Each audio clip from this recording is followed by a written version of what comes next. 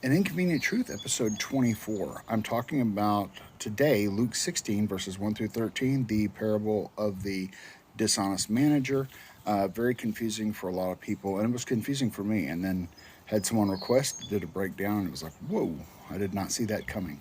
So I'm just going to give a couple points why I believe Jesus is directly warning Judas, why this whole first passage, actually the entire chapter, Judas, the Pharisees, religious leaders, people who take kingdom funds and use it for themselves and don't manage it right and don't promote the kingdom.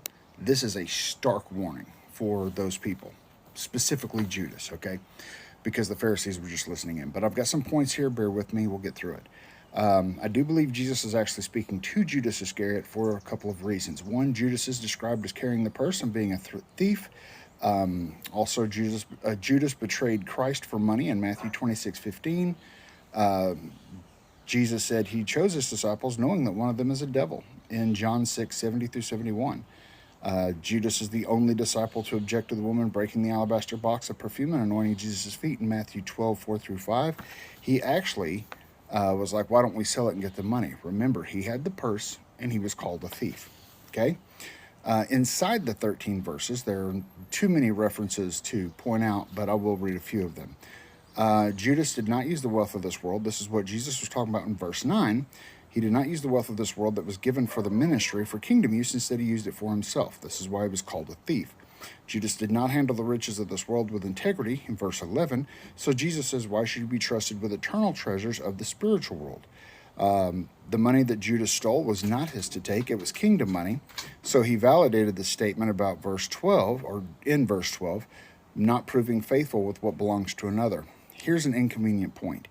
Your funds are not your own. Specifically, if you're in a position where you're handling the funds for the kingdom, churches, other organizations, things like that are Christ-based, those are not your funds, and they are for spreading the kingdom. Because numerous times God says, and even in this chapter, you can't serve God and mammon, right? So, which is money.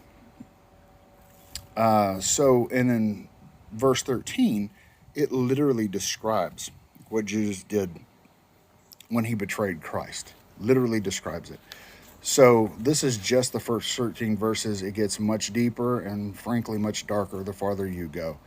But the reason this is an inconvenient truth, if you are in a position and you're abusing the funds of the kingdom, or you're letting people in your church suffer, for instance, and you're over here living ritzy and everything, that's what Judas did. And look where it got him. It is inconvenient.